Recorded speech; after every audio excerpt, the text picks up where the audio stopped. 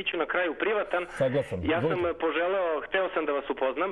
Preko nekih zajedničkih prijatelja sam došao i do vašeg broja telefona. Tu smo. Ali mi je bilo neprijatno da vas pozovem jer je u pitanju fiksni telefon, pa nisam znao kako ćete to da shvatite.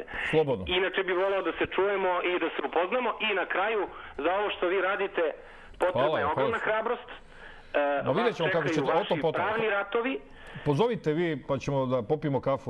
Evo ova trojka će da popije kafu pa ćemo... Tako je. A inače, pošto sam, još ovo ću reći, završavam, po profesiji advokat, moja kancelarija vam stoji na raspolaganju. Hvala najlepše. Imam advokaticu. Znam, ali za svaki vid pravne pomoći za vaš pravni tim, bez ikakve nadoknade, uvijek vam stojim na raspolaganju. Hvala najlepše.